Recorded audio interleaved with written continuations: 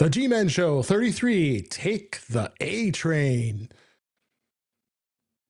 Yeah, it's the GMen Show. Talking fruit, tech, and ego. Hot takes, cold coffee, still hitting every keynote. They roast your phone. No. They roast each other. Tips, rants, one after another. Is that a feature or just a bug? Either way, it gets a shrug. GMen Show, turn it up. Let the fanboys know. Questions, rants, or a nerdy confession. Call in now. Join the obsession. 703-828-46777. 703-828-46777. Yeah! And welcome everyone to the G-Men Show. I'm Guy. And I'm Dave. Yeah, because Gaz is still not here. And we're not going to talk about that just because. Apple has a huge success with the Macbook Neo. Are there any other Apple products other than the iPhone and iPad that Apple could apply the Neo tag to?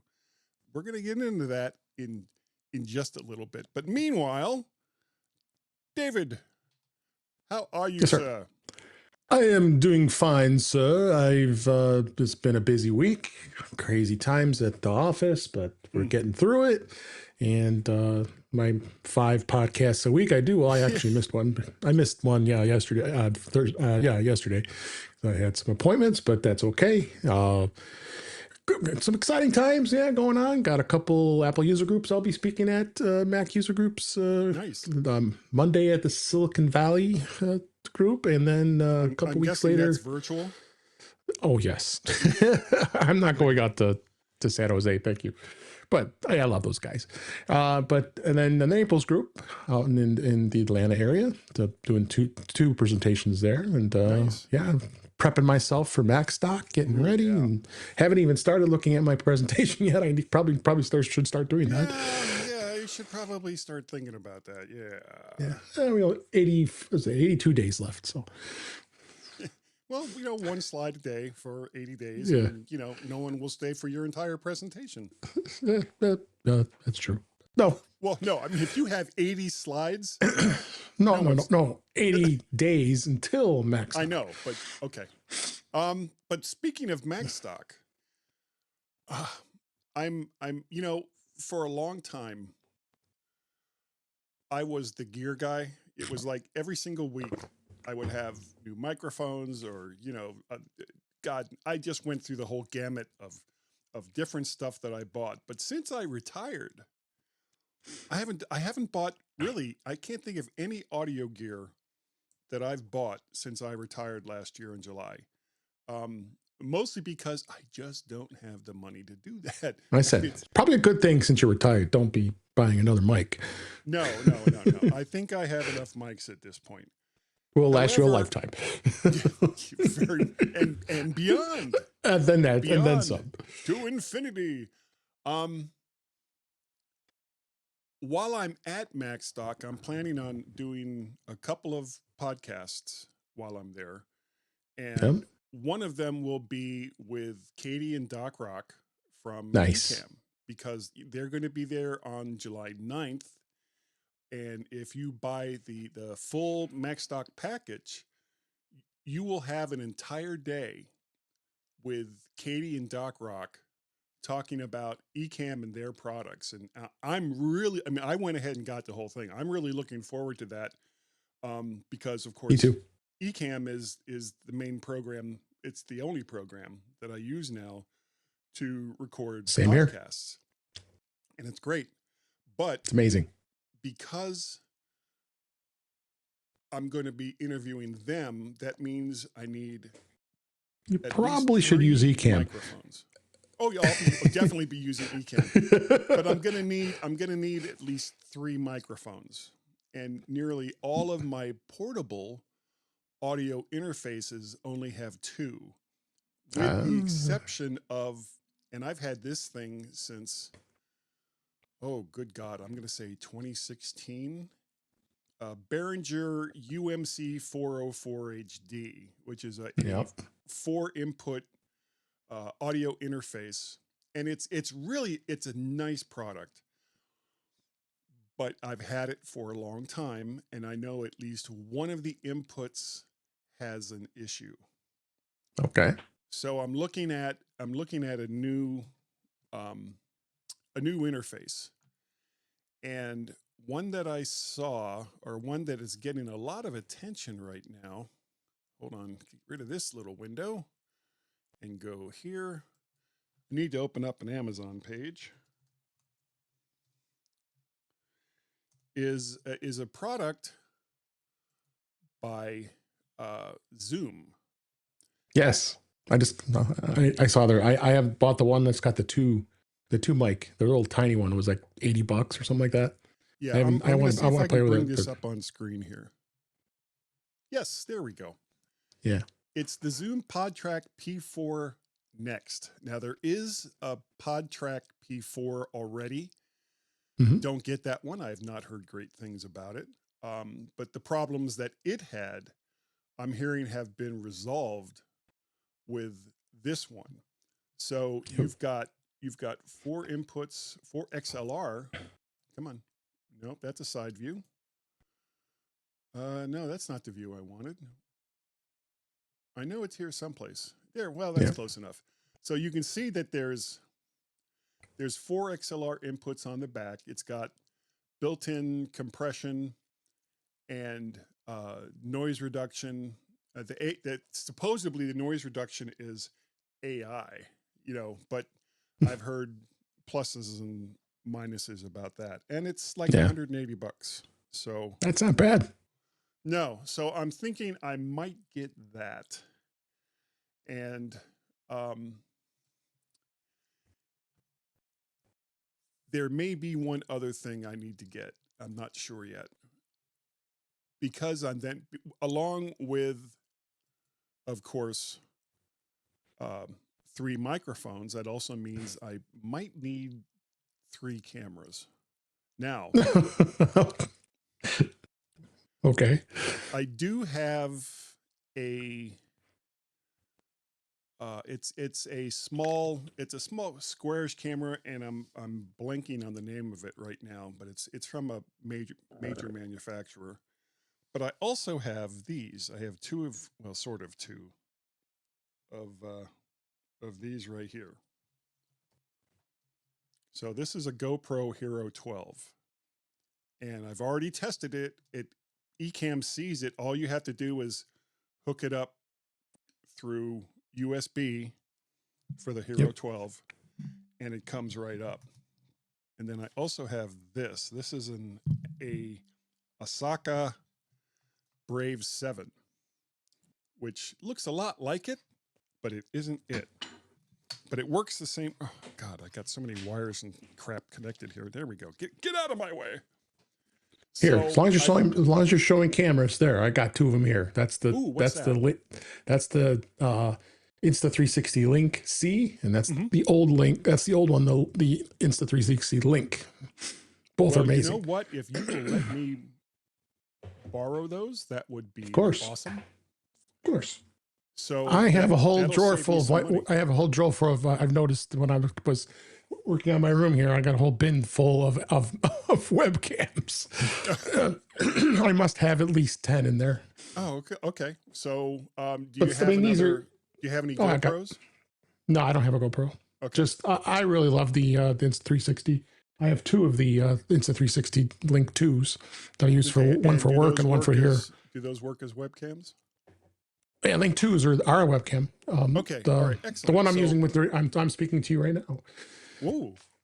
So you're soaking in it. It's okay, relax. It's Palmolive. No, I'm kidding. It's Palmolive. So if you will let me borrow one of those, that's a lot less money I have to spend. I say that like, oh no, guy, you can't use what you already have. You have to buy something new. No, that's okay. Yeah, but I do need to get another audio interface in order to have at least 3 microphones set up. And the cool thing about the P4 Next is you couldn't really see it in the picture. It's incredibly small. Super, super small. So I will probably be buying that. And again, it's going to be something that I only use when I travel. When I travel and do podcasts which is like once or twice a year. So, why not? Yeah. But speaking of traveling, I need to figure out what I'm going to do with myself because my wife is leaving on this coming Tuesday. So, and this podcast will come out after that. She's going to Idaho to visit her sister and her mom. And I'm frankly anticipating lots of pizza and steaks. So, yeah, because see, my wife likes steak, but when I say steak, I'm not talking like 4 to 6 ounces of You want a grocery big store T-bone. I'm talking 12 to 16 ounces. We have a great butcher store here over in Springfield, and I have never been disappointed with There you go. the quality of, and that's where I went. I don't know if you remember a couple of years ago, I ended up with that 12-pound 4-bone prime I rib. remember. That thing was a monster, and it was priced like a monster, but it was I'm so sure. good. But that Springfield butcher store is where I got that, and none of this Nice. has anything to do with the Mac Or technology, for that matter. or technology. Well, we were talking about the P4 next, so that kind of that kind of works. But yeah, so I'm going to be all by myself for like 10 days, and hopefully the guinea pigs and cats will survive the experience. We'll see. The cats will. I don't know about the guinea pigs. I'll be like, 3 days in, it's like, do we have other pets? Oh yeah. No, they'll be fine. They'll be fine. But speaking of technology, I'm still loving my beautiful Heil PR35 microphone, and I've been on this sucker now for I think it's a record. I think it is a record. It is. I have been on this thing for a really, really long time, and it just sounds so good. But speaking of things that sounds good, why don't we go on over and we'll go to Gaz's snippets. So, India backs off, Dave.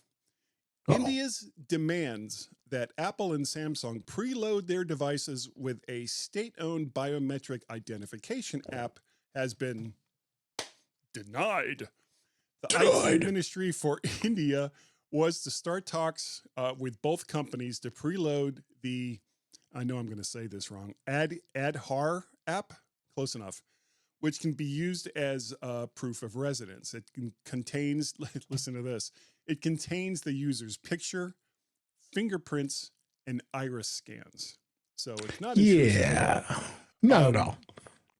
But you do kind of need it for government benefits, banking, taxes, and more, which are part of this app.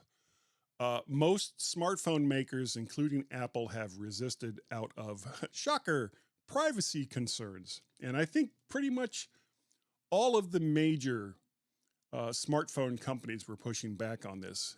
What's your take on this? Yeah, I mean, India is very stringent on their standards with security. I mean, in the enterprise working, they are very, very, very stringent with it because I think companies have to go through yearly audits to making sure that they're following compliance, depending on what if it's a banking industry is a good example.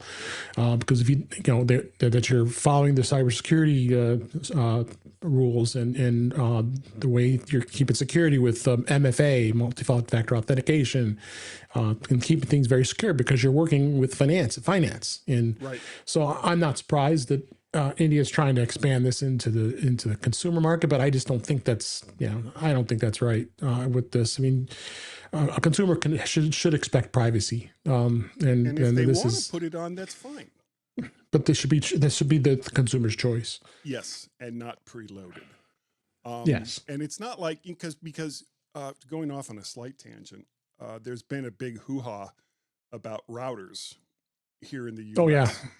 No, we talked about that in Touch with iOS too. Oh, you did? Shoot, I'm sorry I missed it. Well, for lots of reasons, not just that particular topic. No. The currently routers have to have been made in the U.S. and have to have some kind of inspection to ensure that it's not routing information to other places that that it shouldn't be routed to. I remember a couple of years ago the big hoo-ha with Huawei or something like Yeah, that. Huawei. Huawei. Yeah, Gaz and I made a lot of fun of that company. We were having a good time with that. But yeah, a good link. You just put in a link saying Netgear is exempt from that. Yep. Yeah, we talked about that. It's just people are all freaking out about it. Let's face it, in security realms for the United States and the FCC. Yeah, I'm gathering it's coming in from our fine president's administration. That the fact that they think that all these router manufacturers are spying on us, and there's malware on these things. It just can't be. Companies that are Chinese, like TP-Link is one that comes to mind, Netgear, and all of these router manufacturers. I mean, I use an Eero, and that's owned by Amazon. Right. Eros are awesome. They better not touch it, because I absolutely use it too. Yeah, I love it. But there's no explanation why all of a sudden Netgear got an exemption, and you haven't heard it from any of the other router manufacturers. So they only get the exception for a year. So in October 2027, they're going to have to renew it each year. So I mean, because I got an email, because I have owned Netgear products in the past, and from their CEO saying, hey, of course they should be excited, because that was going to be a huge blow to any router manufacturer that sells their products in the United States.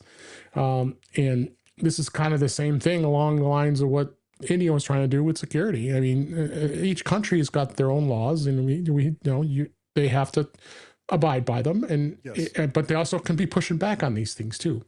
So it was very fascinating to see what the whole deal was with this. That article's from Ars Technica, real good article. If you share that in the show notes, yeah, it's just crazy, crazy. Okay, moving on to more iPhone stuff, and I'm sure you guys talked about this. Enjoy that orange iPhone. You mean this one? Yes. On camera? You won't. Yeah. Well, yeah. For anyone who's listening to the audio, go watch the video.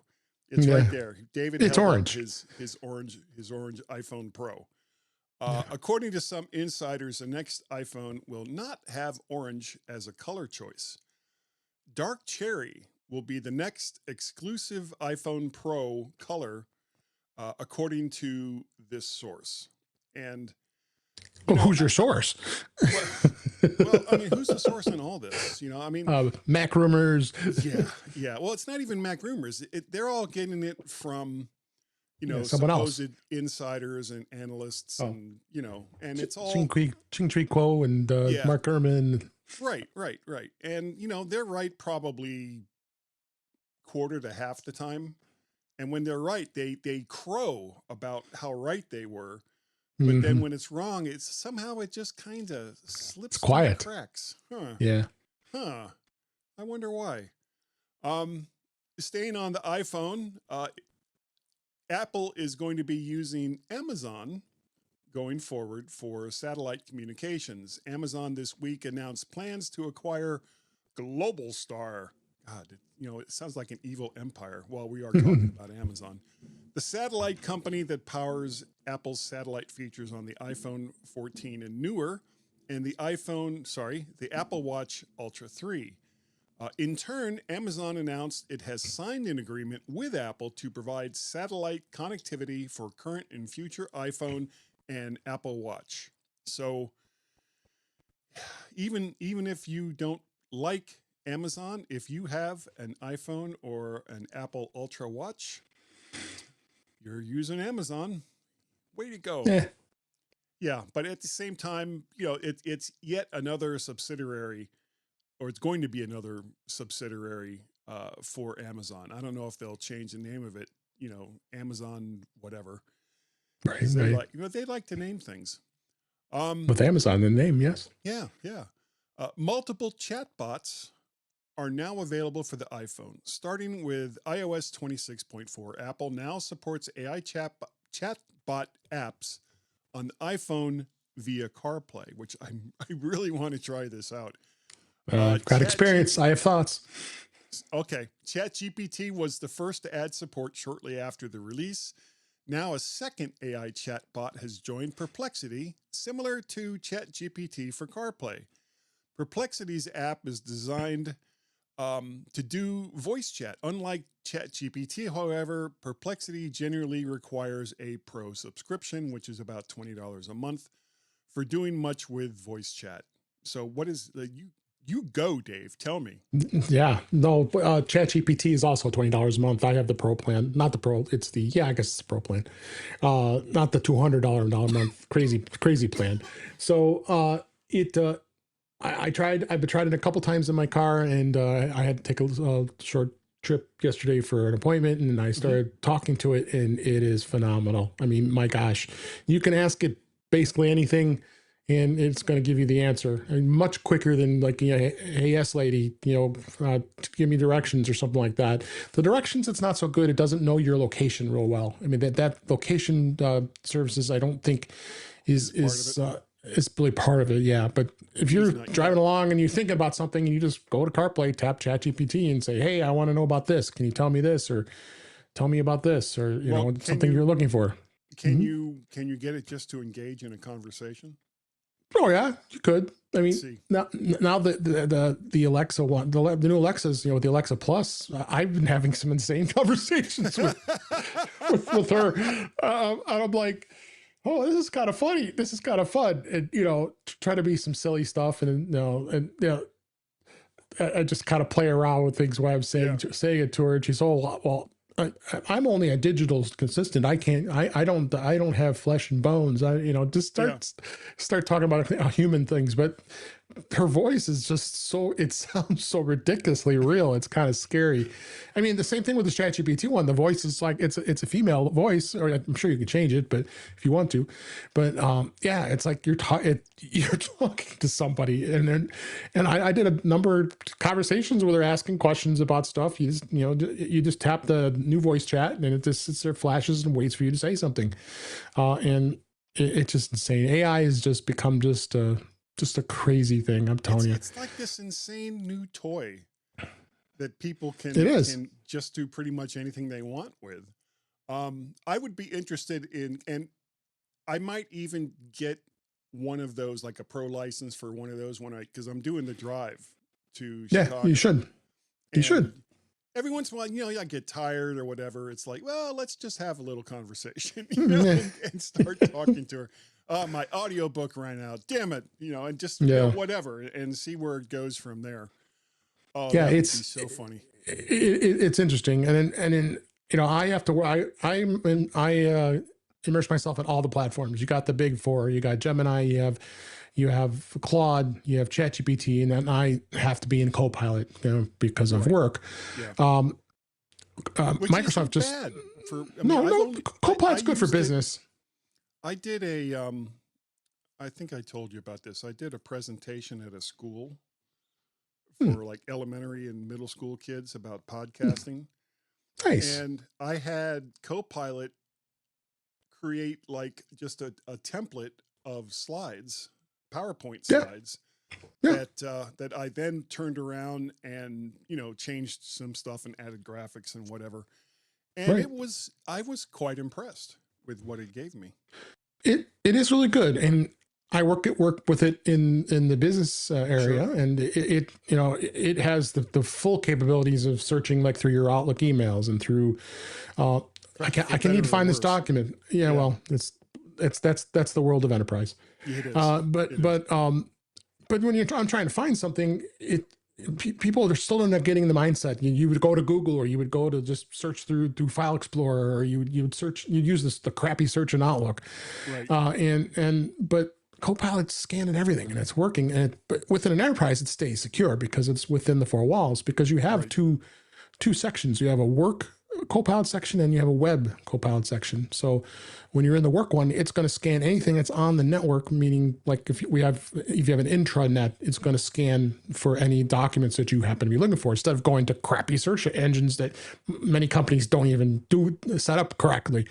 But it just got announced that Microsoft has integrated a chatbot with Claude. So now they've partnered with Claude, and you can do Claude prompts through Copilot, because in an enterprise, they're going to block the other services, because you don't Sure. you cannot use even Copilot. It has to be within the company's network. Whereas if I wanted to go to Gemini, let's say, if I want to go to Claude or Perplexity using that, you can't do it. It's blocked. And rightfully so, because you can put private company information out there, and you don't want to do that. No, you do not. Now, do you have, because a lot of companies are going to cloud services for their networks now. I'm going to talk in generalities. Do you guys have your own servers that you have control I'm going to talk in generalities. I'm not going to give anything specific to my company, of course. Many companies have gone away from servers. I mean, they really have. I think I'm seeing a lot of companies just go, Amazon, just go. They're doing Amazon Web Services. What is it? Is it AMS? No, it's Amazon Web Services, AWS. Yes. So they're using that backbone. You got to think about, they're probably using SAP. They're probably using Salesforce. Those are all big companies that they work with. IBM, I'm sure, uses SAP, uses all those types of services too. But yeah, lots of companies have gone away from servers. Servers are just, that's 1990s, honestly. Right. And this is why all the data farms are flying around all over the place. Oh yeah, you got in the old controversy of all these data centers popping up. They're building one not too far from looking to build one right here, and they're all the big uproar about electricity going up, because they're going to be taking so much of it, or needing so much of it. But yeah, servers are virtual now. You can have, they're still running Windows servers on, but they may have pieces of hardware that are in a specific location, depending on where you need it to be, but it can be anywhere. It doesn't have to be in a set location, as long as it's on the network and it's connected, because, there's many companies that have hundreds of offices around the world. And those servers are virtualized. So they're not, even though it might be a physical piece of hardware somewhere, it's a virtualized version of that server. It's not a dedicated. Right. And so the data is actually kind of spread all over the place. Right. That's kind of how Azure works, and Entra ID, and how all the Microsoft stuff works you're using Microsoft servers. That's what Azure does. And it could be a server in Bangladesh, or it can be a server in Los Angeles. It could be anywhere in the world, and it just has the redundancy around the world. So like if something goes down somewhere else, then it can just fail safe over to it, because it's mirrored everywhere. Right. Within the network. Yeah. But you're in the government though. That's a whole nother story. Right. Well, no, it's not, because they're using Microsoft So they Web switch. Services. Yeah, and that's what Azure is. Azure AD, or Azure. They've also gone away from physical servers, and that was just within so much overhead with servers now. 4 years before I retired. Sure. Yep. So that's where the backbone of AI is. That's why AI has become what it's becoming today and in the future, because it can be all virtual. Yep. And hopefully that won't come back to bite us in the ass, but we won't know until our asses are bitten. Yeah. It is what it is. There's many people out there who are resistant to AI. You can't ignore it. Especially in the work field, many companies are really putting out initiatives that you got to learn how to use this, and it's going to make your job more efficient. It really is. It's amazing. Someone we saw the good example this morning with our friend Marty with his 100th episode of Vision Profiles coming up. He went to, I guarantee he went to ChatGPT, and he asked to create a theme song of their 100th episode. He used Suno. Oh, he did Suno. That's right. He did Suno. Yeah. But still, same thing. Right. Which I used as well for the video theme song for this show. Yeah, exactly. So, that's what people are doing now, and that's the first place you have to think, to change your mindset with this. Yes. That's the first place I'm going to look is I'm going to go out to AI, whether I have the free versions of most of them. I have a Gemini subscription because I have a Google workspace account for my podcast, but and I am paying for Claude too, actually. I think about it. But Claude is amazing. I think we're going off a tangent here with AI, but Claude is amazing. Claude is amazing is the fact that of all the coding you can do, and you can actually create an app if you wanted to. I mean, you've got the tools to do it, and you don't have to have any prior knowledge, because that's what people have to learn. You want to create an app for let's say iOS, you got to get Xcode. You got to have you probably need to get involved with Swift AI and all those other tools. But Claude just gets you going. In fact, I think Marty told me the other day, or Marty said that he broke Claude when he was trying to do some queries and stuff. So it's easy to do, because think about how much information it has to process and how many places it's got to have all these cloud-based servers, not necessarily servers, but everything in the cloud that has these low language models that have to run. Yeah, I may try to test the limits of AI myself and make like a GMen app or something like that. There you go. Yeah. So but just imagine on it's your endless. phone, you could interact with the GMen. Doesn't that just fill you with confidence and it's frightening. And yeah, fright. That's a good word. Dave, loyalty, and you and I already knew this. Loyalty for Apple products is huge. Now, yeah, it wasn't that long ago when the last time I remember talking about this was probably 3 or 4 years ago. And at the time, people who bought Apple products were generally buying other Apple products about 80% of the time. And I remember thinking, oh my God, companies would just, they would go after anyone that they possibly could to have that kind of loyalty to a platform. And now I'm reading this, and it's like buying and rebuying products from the same company is a dream most companies would die for. Mm-hmm. Loyalist for products like the iPhone has hit 96%. It's pretty amazing. Up from 90% in 2019. That's just insane. Insane. It is. And I'm not surprised. No. If you have anyone out there, and I'm not an analyst, or, nor do I play one on TV, but if you have any extra money, get some Apple shares, because they're going nowhere but up. They're like just insane. It really is. It really is. And also on that same note, Apple market share is up in China for Q1. Their market share for smartphones in China rose 20% year over year. And the crazy thing is the general market was down 4%. It's like Apple's just getting win after win as far as the hardware goes. Of course, we could talk about software issues all day, but as far as the hardware goes, there's like, it doesn't seem like anything is stopping them. And the Neo is which is the next story, is a great example of this. It is sold out until it's May at this point. May, right. So it's a smash hit with some components running dry, as demand for the inexpensive laptop has soared beyond most expectations. Some Apple stores will have to wait until mid-May before being restocked, and Apple is planning on increasing production to 10 million from the original 5 to 6 million units. That's a lot of MacBook Neos. It is. And Apple just did not anticipate the extreme demand of it. It's an amazing laptop. It really is.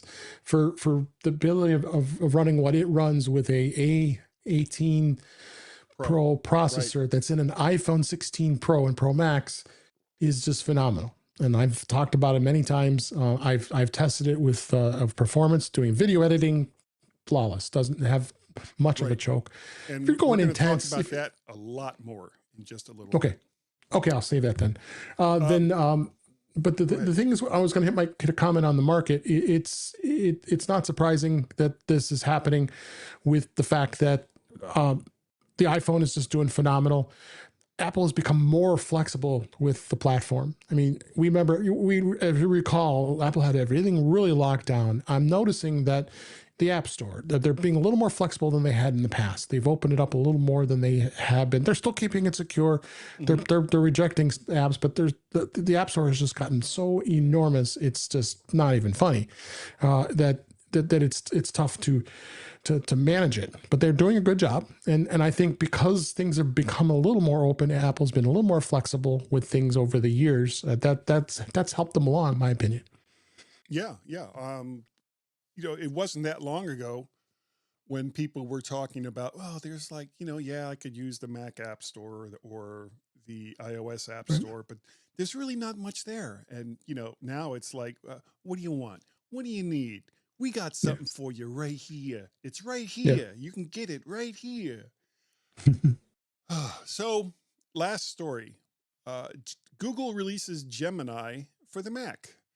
Google has officially released a standalone native Gemini app for macOS, giving Mac users a dedicated high-performance way to access its AI assistant without relying on a web browser. The new app is available now for free and brings Gemini directly to the Mac desktop in a way that feels native to Apple's ecosystem. Now, I haven't tried Gemini yet, though I did try. I'm trying to remember whose browser was it that Atlas is, or whose ChatGPT.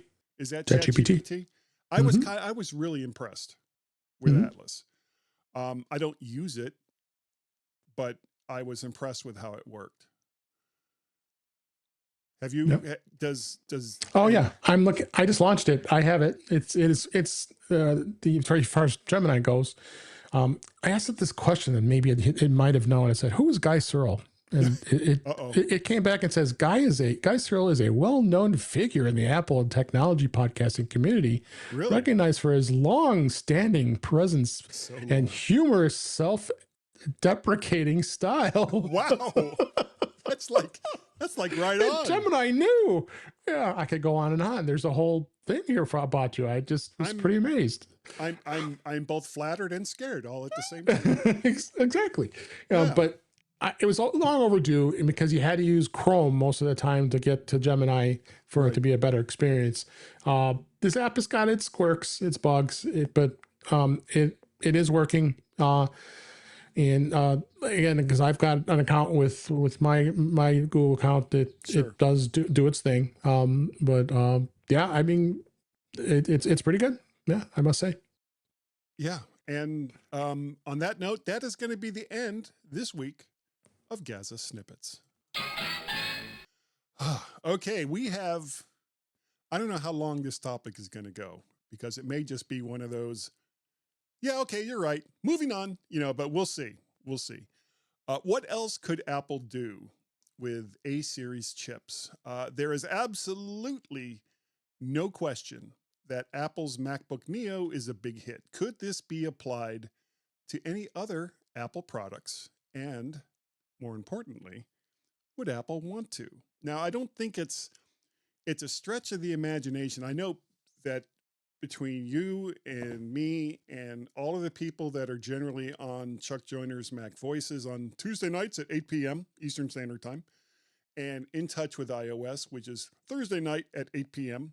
Eastern Standard Time, that there has been an ongoing debate for a long time over whether the A-series chips could run the Mac OS, but it was mostly in the context of using an iPad.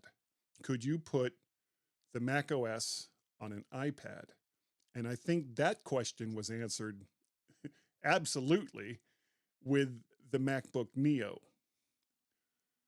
However, can you think of any other products that Apple could apply this strategy to that might be a big hit for them? And I'll tell you, no, I can't tell you where it came from until I get your opinion on that.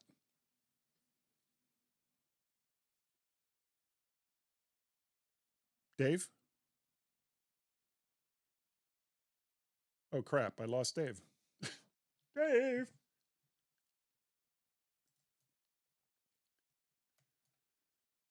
Are you there, sir? Whoop. I'm going to have to wait till he comes back in.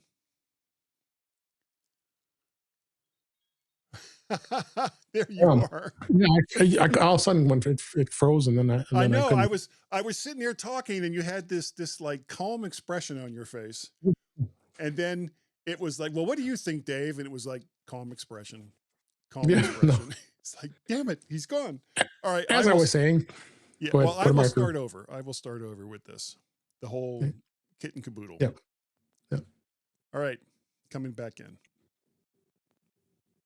Sorry about that, folks. Little technical glitch that we had to deal with. And the question I wanted to talk to Dave about, this is the main topic for today, is what else could Apple do with A-series chips? Now, there's absolutely no question that Apple's MacBook Neo is a big hit. Could this be applied to any other Apple products, and would Apple want to? Now, you and I and all of the people in our podcasting circle have been talking about this for ever since really Apple switched over to the A-series chips from the chips they were using in iPhones before, but especially with the iPad. And the question was, could the Mac OS run on an A-series chip? But it was mostly in relation to the iPad. Could you put the Mac OS on an iPad?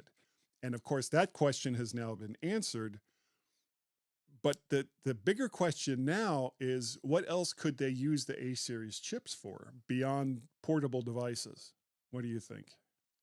Well, they already have it on the Apple TV. I still hope they do some more expansion into that platform. 3-4 it's been years. Too long. Yeah, it's been 4 years now. Yeah. So you have it there. In the iPad world, yeah, the low end Macs are still on the A series processors. You got the iPad, but you have the Air and the Pro are all running on the M series. Yes. So because I think Apple's strategy with that was they wanted to differentiate it from from a Mac. So I just don't see them wanting to do that on an iPad. I know that debate has been going on for years. I want to run Mac OS on an iPad. Well, they've been rumoring also the fact that potentially MacBook Airs or Mac Pros might have a touch screen. I mean, Steve Jobs is going to roll over his grave, honestly, because I don't think it needs it. I don't think it needs it. I think they need to focus on keeping the touch experience on an iPad.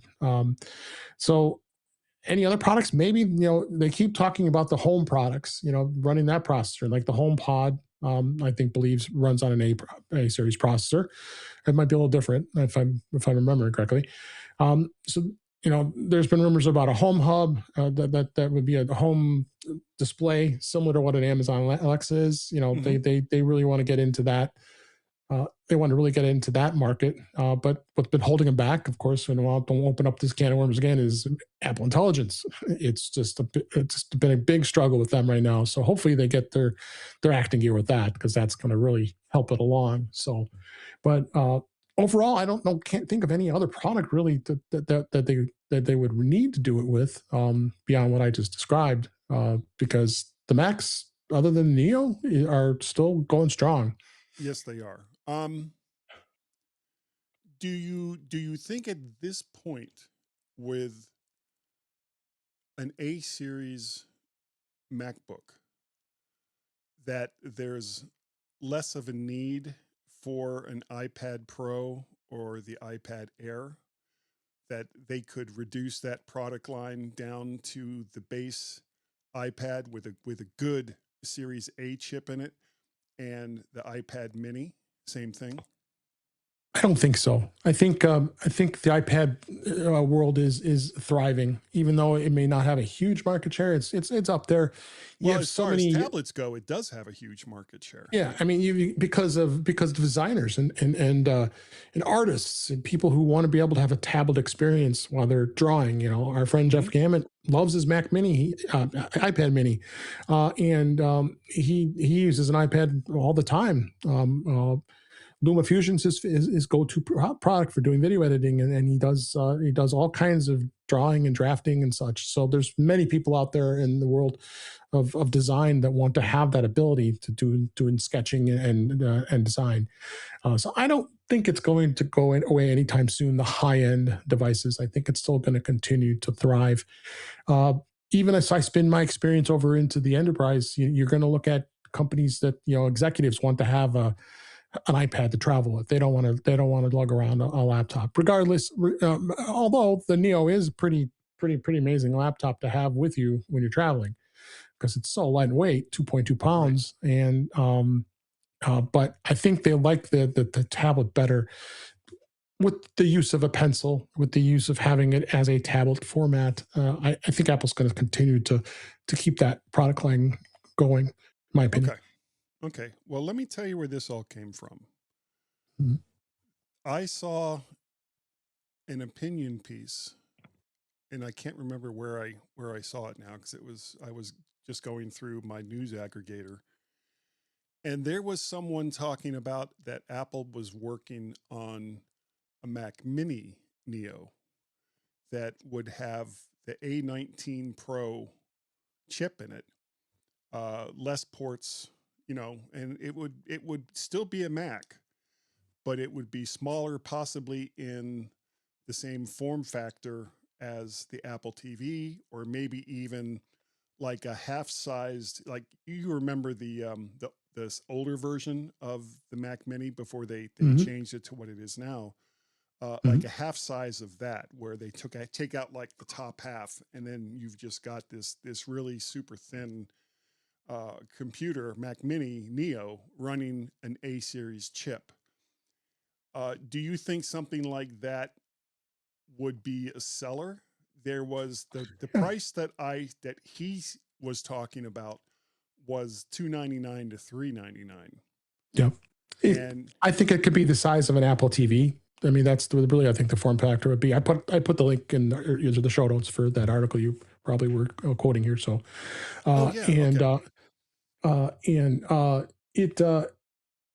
it's something I think is good. I think in the opinion piece, it was also mentioned that let's take on the advantage of how popular the Neo name has gotten in this short time. Why not come up with a Mac Neo, not a Mac Mini Neo, a Mac Neo, because you just have a Mac as opposed to a MacBook, which is a laptop. The Mac generally is going to be a desktop version of the product. Right. And why not, get it down to the lower end, if they can get the price down that much. The components have become such an easy way to miniaturize enough that they could go into a smaller form factor, even beyond what the Mac Mini is. I mean, I'm using a Mac Mini right now, and it's a phenomenal machine. This is an M4 Pro, and it's like 4 by 4 inches. Yeah, I mean, it's just by maybe 3 like that big. No, you've got one.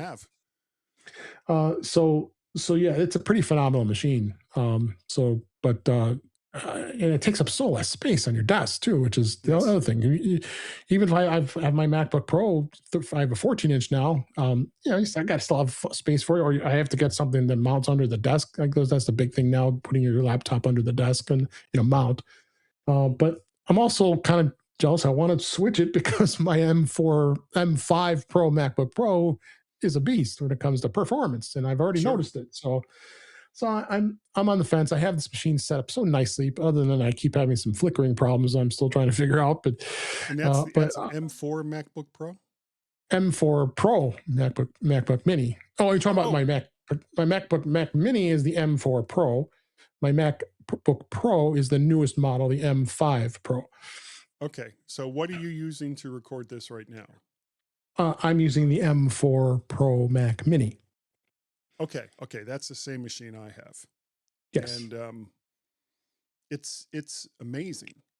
It is, and Apple has a big leg up on pretty much every other company out there that makes computing devices.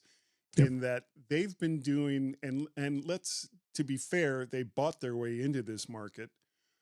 They've been doing system on a chip processors for some time, and it's their processor. They don't have to source it to anybody else. So they make the processor, they make the operating system, they make the hardware, and that is an advantage Hmm. that no one else in the market has.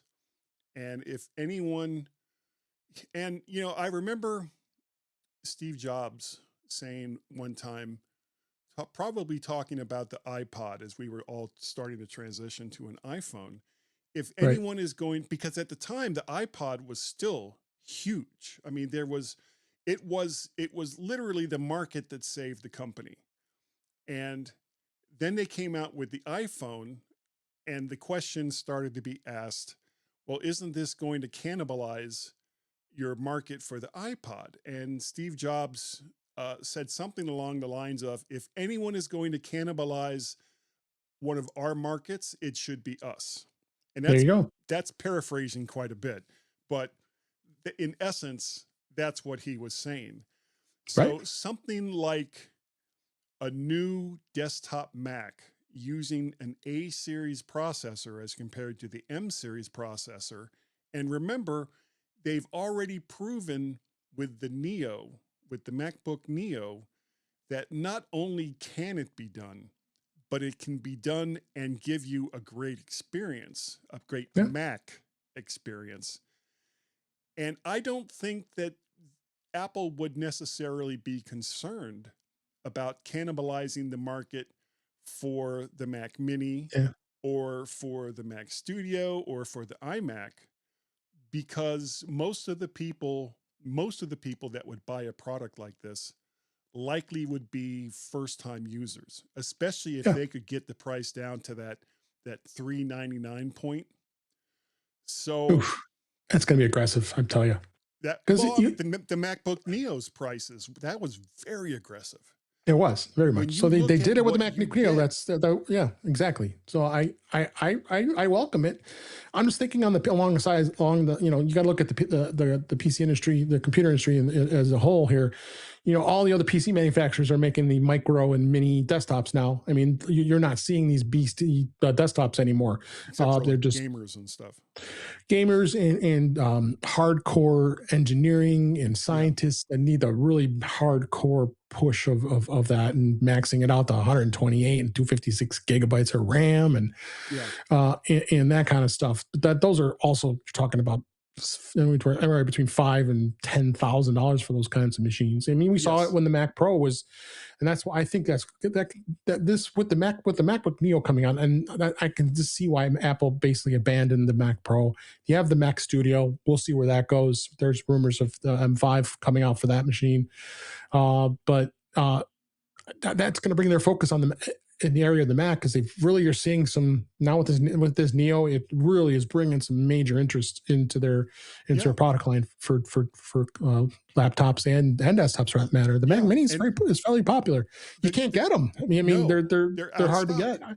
I've had to order some. The I can't crazy get them. part is Apple went from a two-pronged strategy when it comes to laptops. You had the mid-range MacBook Air and the high-end MacBook Pro, and now they've got the entire market covered for people who want the Mac OS. You've got the Neo, Yeah, which I don't want to call it a low-end machine. It is it's not.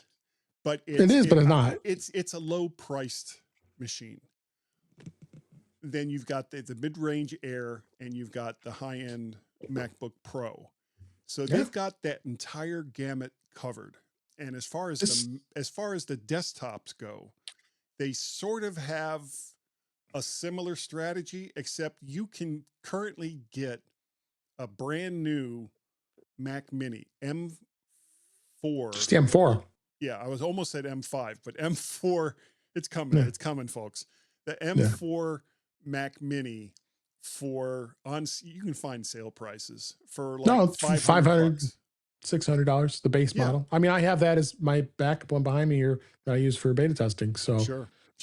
And it's perfectly solid machine. It's a great machine. Yeah, you've got 256 memory.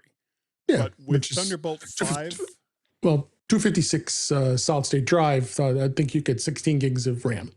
Yeah. But with a and does the low end machine have Thunderbolt 4 or Thunderbolt 5? Do you know I off the think top of your head? I think Is it it's still 4? I think it's 4, and then they expanded the Pro to 5. It might be 5 though. Okay, but Because even all the new MacBook Pros and MacBook Airs are now Thunderbolt 5. So yes, even with and let's also say this: the MacBook Neo uses USB 3 ports. They're the high end. that's the challenge with the Neo ports. is the ports, yes, because Right. the one port is USB 3.2, and Yeah, that's also exactly. does power. It doesn't have MagSafe for power, so that's kind of a bummer. And the second port is only USB 2, so it's only for just slower connections. But we've talked about this. You can get you can get some of those little portable docks you can plug in and expand your ports and such. But Yeah. that's one disadvantage. But I don't think Apple was really aiming that for people like us who want to have 900 ports. No, you should see how many ports I have sitting around me right now. I mean, I have a 16 port USB-A dock and all the other stuff. So yeah, but I've got an we're crazy ports. OWC Thunderbolt 4 hub. And Yeah, then I have 2 Thunderbolt 5 hubs. So yeah, so yeah, I'm not.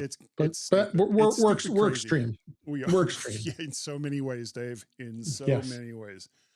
So they and between the MacBook, the Mac Mini, the iMac, and the Mac Studio, they kind of already have all 3 covered.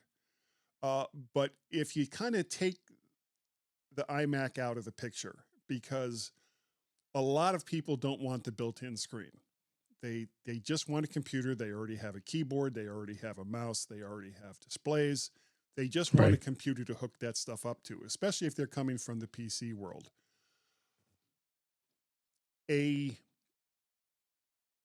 even less expensive Mac, and let's just call it the Mac Neo, in that $300 to $500 range, running an A series processor with system on a chip, with all the advantages that Apple has along those lines.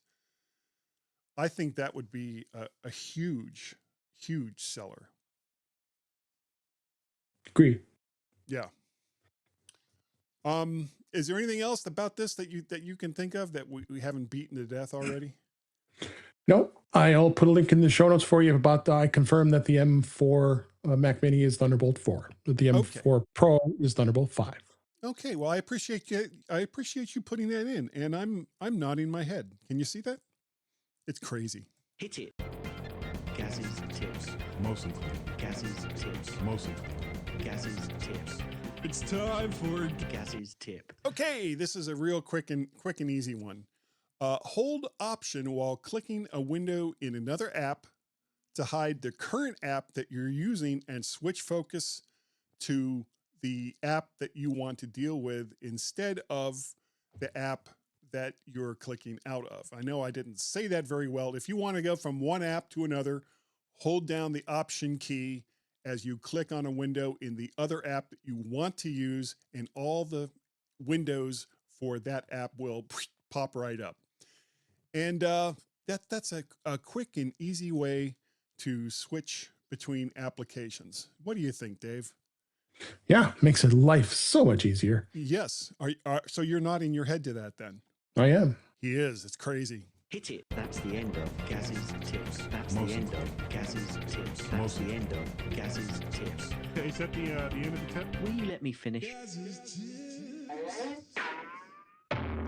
Gaz, you are absolutely right.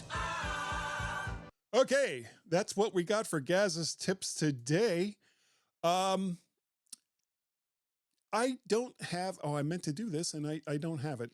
Dave, do you have a for pick's sake? I do, actually. It's our friend Don McAllister. He designed an app. If everyone doesn't know Don McAllister, he used to run Screencast Online, and he's a good friend of ours. Yep, I did karaoke with him at the very first stock.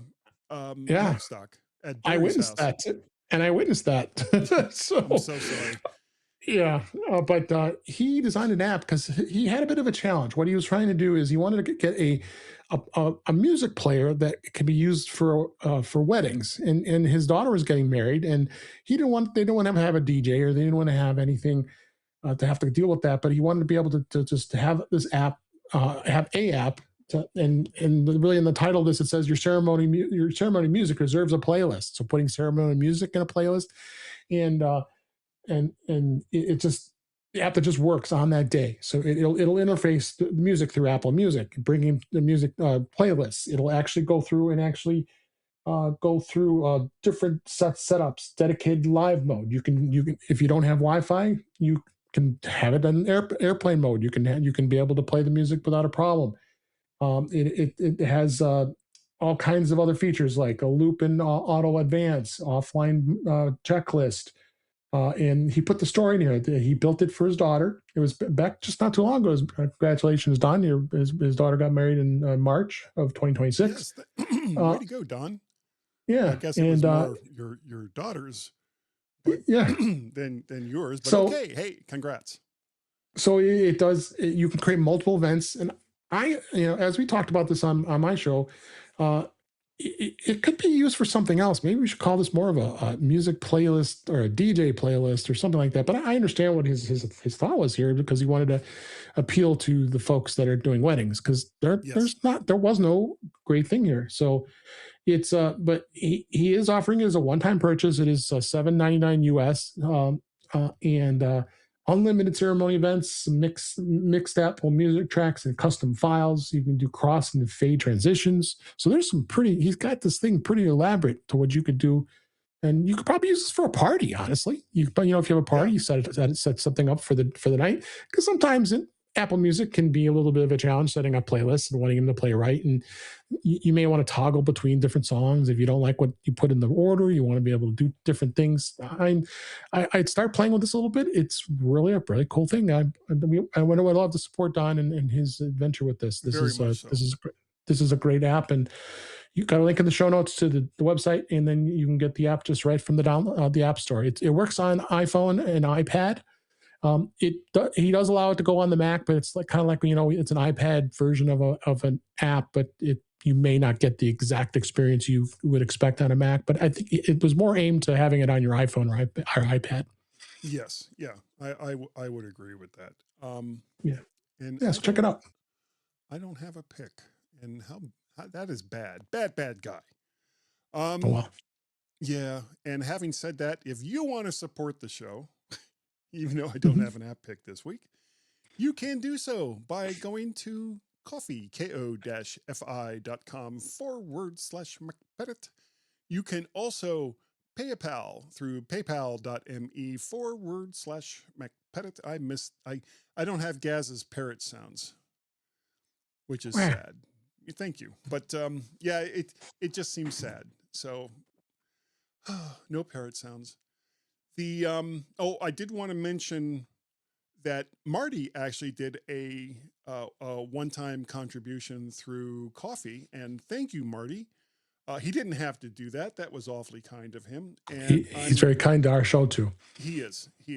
And I'm gonna have to buy him a drink now when we're all at Max. I mean, I would have bought him one anyway, but I'm gonna buy him a drink when we're at Max Stock. We don't have any social stuff this week, which is also sad. Please get a hold of us. And remember, you can do all kinds of things. You can write a bumper, which will be at the beginning of the audio version of this podcast. Just make it like 5 to 10 seconds. Don't go much over that. And if you want to use naughty words, you can, but they will be beeped out of the original. And actually, speaking just don't use them.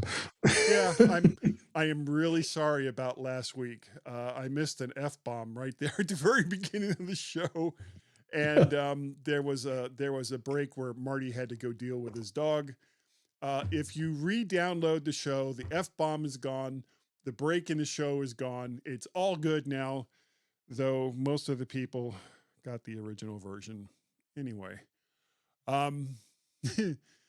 And the great thing is, whatever kind of interaction that you have with us, if it's your first time, you will get something that is wonderful. I think I just sent you your new one, didn't I, Dave? My Woody? Yes. Yeah. And if you don't know what a Woody is, it's a big W, big O, big O, big T, little I, little E, exclamation mark, and that is a Woody. It will change your life. Girls will notice you more, and it'll probably get you out of speeding tickets. No, it really won't. But you are welcome to try it and see if it does work. Dave, if people wanted to get a hold of you and say, Yes. yeah, this is the second time in 3 weeks you've been on this show. What And the I'm hell? welcome. I am happy to be here anytime. You know Thank that. you. But how would they get a hold of you to give you crap about it? Yeah, that's true. They're telling me, what are you nuts with that guy person? You're going to talk Jeez. to that guy who Gemini said all those terrible things about him? Yeah, exactly. You can find me at In Touch with iOS, intouchwithios.com. The YouTube channel is youtube.com/intouchwithios. I am on 5 podcasts now. I can't believe it. Wow. And today was I missed Friday, but it would have been my 6th. So starting on Sunday nights, we do the Neo Notebook with Marty and Eric, talking about dedicated to the Mac Neo. And there's thousands of articles every week, so we always have something to talk about. It's a great show. It just started. Monday nights, I'm on Vision Pro, because you don't see behind me there. There's my Vision Pro right there. Yep. And the Vision Profiles podcast with Marty and Eric as well. And after this is released, we'll already have done our 100th episode, which is really exciting. It's been a lot of fun. So check that out. And on Tuesday nights, Mac Voices Live, although it won't be live this coming week because Chuck is traveling to the NAB show, but he'll be back next week. But that's on Tuesday nights on Mac Voices Live. Thursday nights we record In Touch with iOS, and then Fridays usually I'm on the Mac Show on the British Tech Network. And as you were saying, the 100th show for Vision Pro is coming up. Vision Profiles, yes. Vision Profile. And Marty sent us something.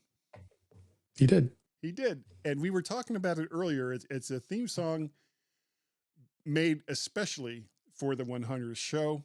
You'll have to go listen. Oh, I'm going to play it right now. Are you all ready? Right. Sure. Step right up. It's a Monday night show. Put your headset on. Here we go. Welcome to Vision Profiles, where your eyes go, whoa, and your brain just smiles. Marty's in the middle with the big bright grin. Eric, Dave, and Daniel say, come on in. Come on in. It's the 100th episode of Vision Profiles. 100. Apple World's popping out into your living room. News and apps and giggle fits and goofy smiles. We're live on Monday night, so zoom, zoom, zoom, zoom. Spin that crown, see a dinosaur dance. Tiny little windows doing cartwheels in your hands. Try this game. Check that out. They all shout in a pile. Everybody falling off I'm not the doing couch cartwheels. in mixed reality style. Whoa. It's the 100th episode of Vision Profiles. 100. Put your snacks in space and your sofa on the moon. Marty, Eric, Dave, and Daniel crack their files. We're live on Monday night. Come back soon. Cause it's the 100th. Yeah, the 100th. Super silly 100th Vision Profiles. Very silly.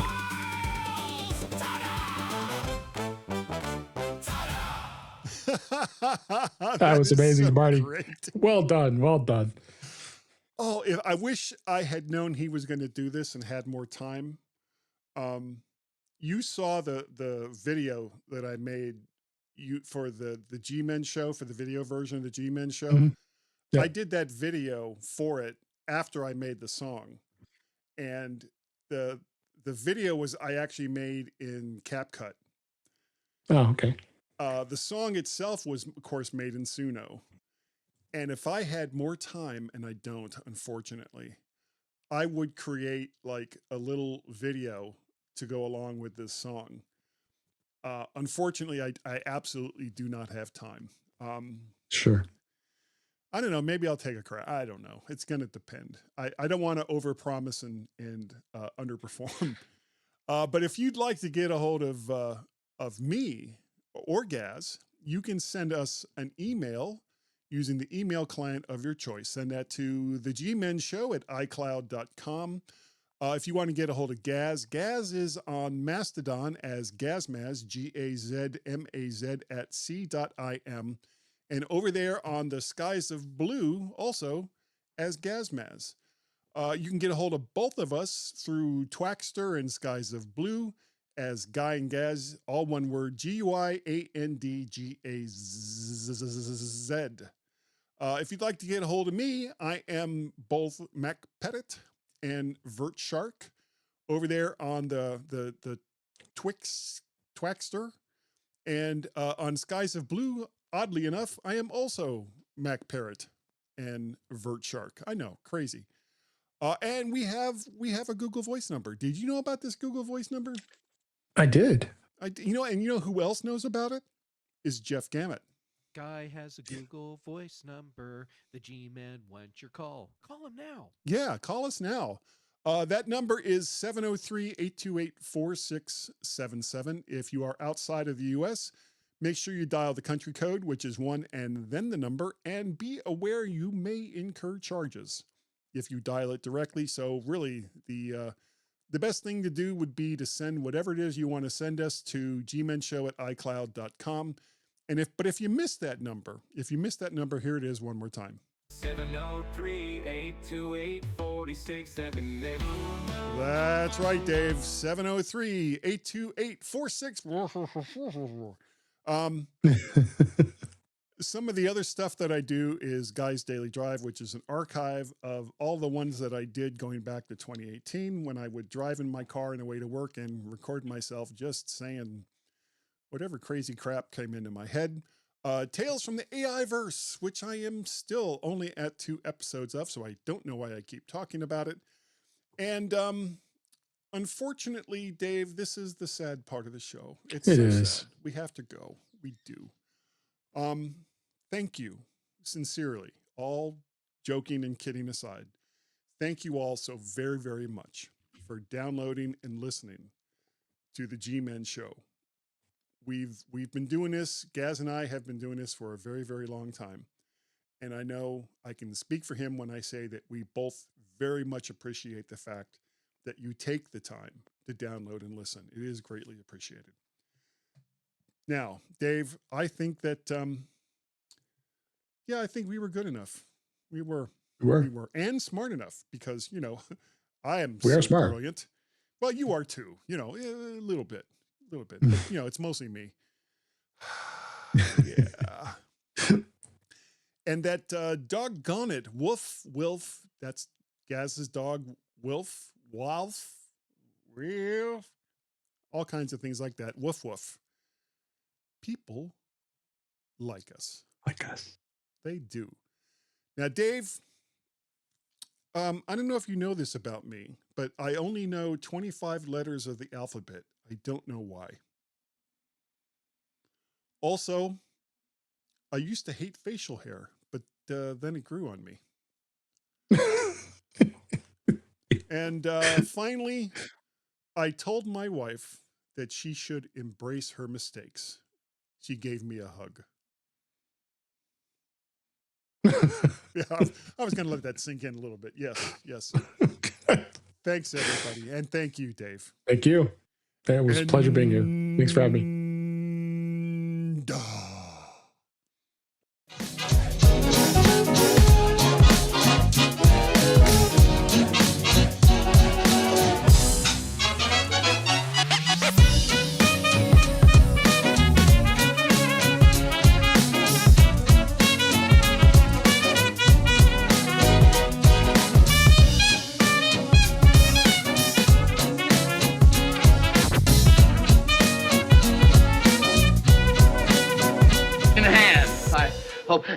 So you can all go home and there's nothing to worry about. Get out of here now. Go on home and go home.